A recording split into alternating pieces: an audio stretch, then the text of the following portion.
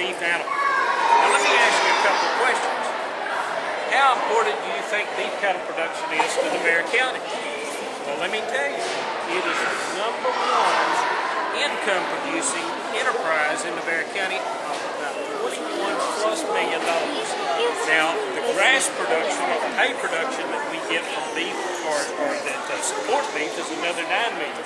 So almost $30 million comes to Navarro County ranchers every year from beef and forage production. So it's very important. It's the #1 agriculture enterprise.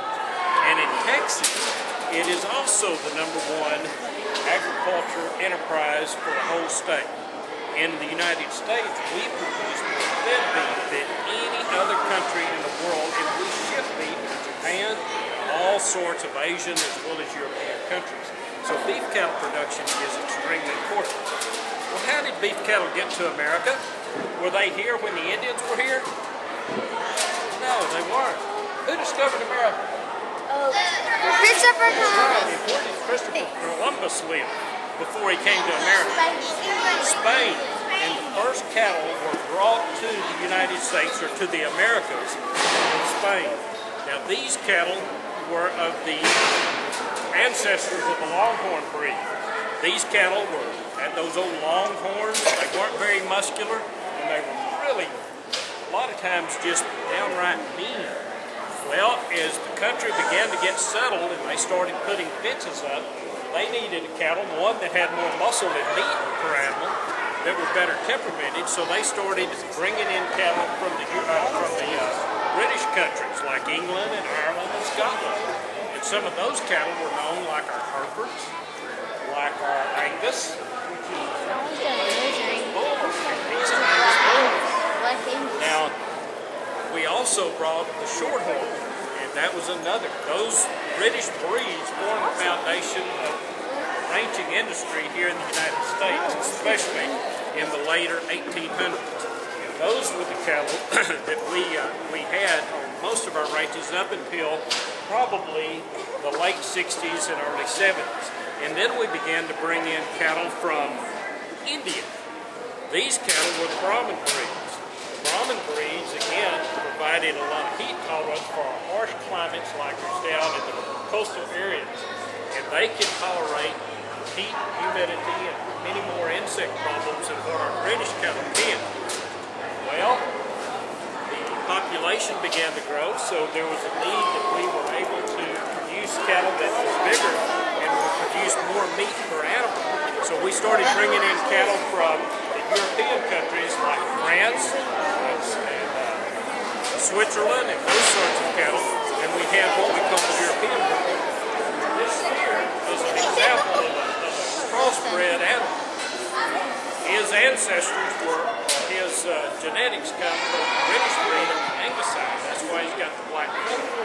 He's got some bone in him and got a white face. He's probably got some Simmental in him, and he may have some Hereford in him. So that's how. There's over 112 breeds of cattle that we have right here in our own country. So all of these have been crossed to produce a better quality of animal. Now, as a result of all of this, these animals, again, produce a lot of different things for us. And one of those is meat, and livestock produce meat, which is an important source of protein for you to be strong and healthy. In fact, only 3 ounces of beef a day can provide you with over 50% of the protein requirements that you have. And so that's very, very important. And agriculture is so important so that you have a healthy diet and close to that and these sorts of things. Now, how do we produce a beef animal that can benefit us all of us for our healthy lives? I've asked Casey McGraw, who is a rancher in Blooming Grove, Texas, right here in Navarro County, to talk to you a little bit about what it takes to produce a beef animal to its conclusion. Hey kids, what state has the most cows? Texas. That's right. That's a good place to live. You know, as y'all drive around and look out the windows, you see all this vacant land. There's trees and spars. The world has over 1 billion acres of unimproved land. It's just scattered with trees and wildlife. And that's where cows live. That's their home. This land is otherwise not very good if it wasn't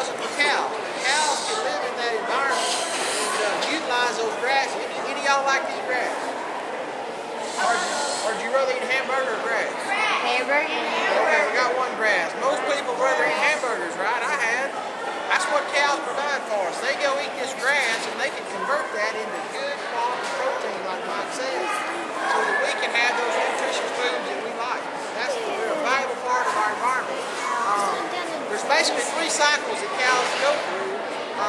First one being what we call the cow-calf phase. That's where ranchers will take mother cows and bulls and breed them to get other calves. How long does it take for a gestation on a calf to be born? Anybody know? How many months it takes for a calf to be born? 6 months.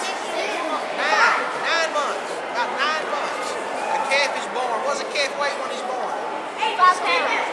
4 pounds. And y'all around 80 pounds. Around 80 pounds. 80 pounds. Now when they're born, what do they drink? What do they get from their mama? Milk. Okay, they nurse their mother. When they get a little bigger, they nurse their mother and they eat grass along with their mother. And they grow on up, and about 6 to 8 months of age, typically a rancher will wean those calves and take them away from their mother. Because the mother's done all she can do at that point. Then they'll typically take them to like an auction barn, like the auction barn in Hubble. There's an auction barn out here in Angus, and they sell that calf. Then we have another group of ranchers called stocker operations, backgrounders. They'll go in there, instead of having mother cows and bulls, they just buy big groups of these weaned calves that weigh from 400 to 600 pounds. And they'll take these calves, and because when you wean a calf, he has a high possibility of getting sick. And he's got to learn to live without his mother. So these guys will take these big groups of calves and run them on winter pasture or weed or summer pasture, and they grow them out to weigh about 700 to 800 pounds. And at the end of that time period, they typically go to what we call the feed yards. Where are the feed yards located? Anybody know? Where are the feed yards located? In Texas? Oh, over by the train tracks. What part of Texas? Are there any in Corsicana? No.